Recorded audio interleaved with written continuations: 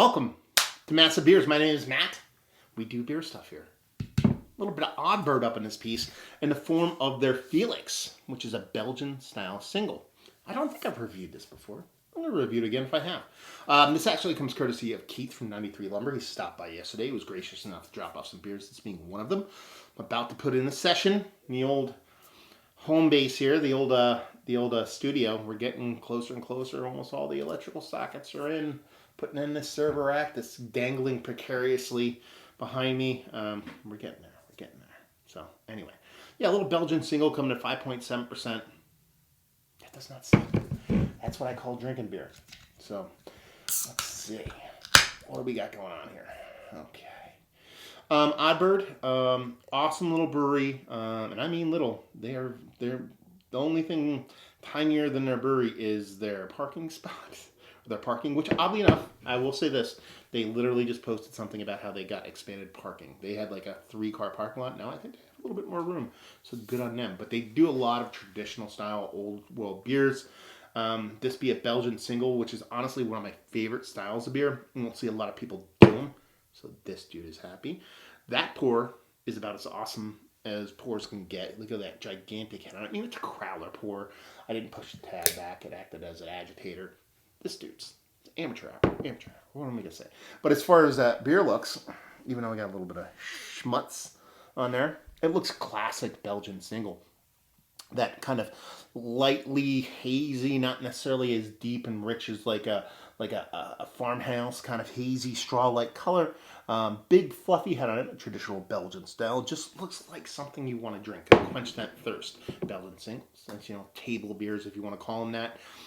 Lower ABV jams, stuff that you would drink, or the monks and all those kooky Maduki people that make these beers and stuff they eat when they or drink when they have their meals and stuff.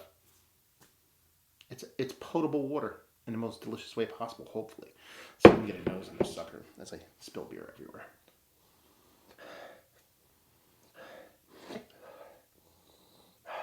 Okay. Snorting beer works the best. Got a little stuffy nose. Let's see. I'm trying to wipe up the spillage. There we go. It makes for entertaining YouTube. Not much there. Soft little yeast phenolic, soft little sweetness, but that's the point. You're talking about something, while these can have quite the aromatics to them, they're very subtle. And it's purposeful. Typically, that's what they're going for. The nice, soft, sweet maltiness, that little bit of a Belgian. It's not necessarily getting into like bubblegum banana kind of level, kind of yeast phenolic, but there's something akin to that. And this soft little sweetness, maybe a subtle dollop of like that Belgian candied sugar, a subtle dollop of something sweet beyond what you get from malt. But everything here is much, much less impactful than what you typically get from a lot of Belgian beers. A bit more reserved.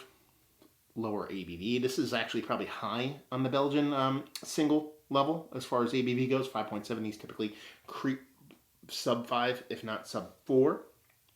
But it comes off as a nice, sweet, malt forward with that little bit of Belgian yeastiness. Chugger time. Let's dive in. Cheers, y'all.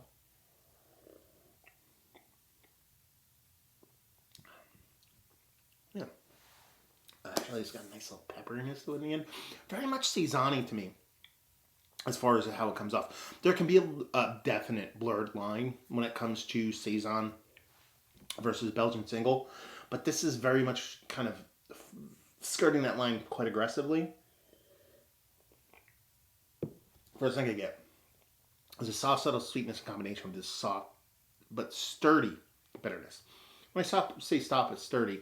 There's a bitterness, but it doesn't like aggressively kind of attack your palate. It counterbalances off that sweetness. Again, we're talking 5%, nothing too huge here at either end of that spectrum, but it does have this nice kind of combination of that bittering and that sweet.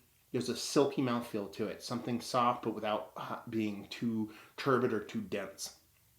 I wouldn't be confused with being crispy, but at the same time, it's epically drinkable. And you do get that Belgian yeastiness to it.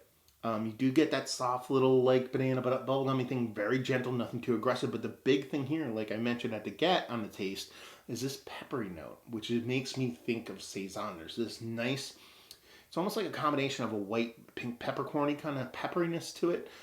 Those I typically associate more often than not with Belgian Saison, or just Saison in general. So that's where this one kind of burns the edge of that line between a Belgian single and a Saison. But with its ABV and it being inherently Belgian, it's more of a Belgian single with Saison tendencies, as opposed to, excuse me. So that happens when you snort beer. A Saison with Belgian single tendencies. No, super drinkable.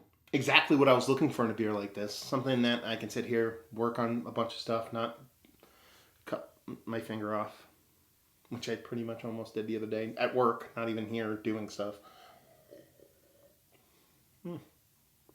Good stuff. Thank you very much, Keith. Yeah, and Oddbird, honestly, this is the kind of stuff they bring to the table more often than not. Sure, they make a hazy, they make stouts and stuff like that. I believe they're coming out with some barrel-aged stuff. Belgian influenced, a lot of English-based influenced beers. Smaller, drinkable beers, but with personality and impact. And that's where this one where I'd kind of compartmentalize this, is that it's not a Koningshoven single. It's not a traditional Belgian / Netherlands / OG Trappist kind of single. There is something a bit more to it with the way that pepperiness comes off. Maybe even that bittering being slightly a bit bigger. It has a little bit of new school American tendencies to it, but it keeps that traditional Belgian core to it. It's drinkable.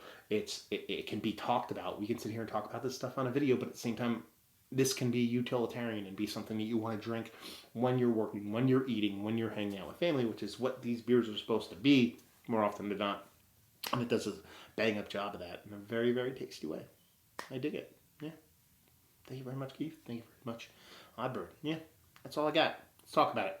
One of the better Belgian singles I've had as late. It would default to the top because I can't remember the last time I had one. It's one of the better Belgian-born, American-born beers that I've had as of late, for sure. A lot of people get it wrong, and while this does have a thumbprint of an American brewery on it, it has very much, like I said, the core DNA of a Belgian-style single. Best of both worlds. And Oddbird, have you been there? Have you had any of their beers? Have you had this one, Keith? I know you've had it. What did you think? So there you go. Let's talk about all down there. So hopefully you guys enjoyed this review. Hopefully you enjoyed a little bit of Oddbird, Belgian singles, all that fun stuff. Hope to see you next time. Cheers, y'all.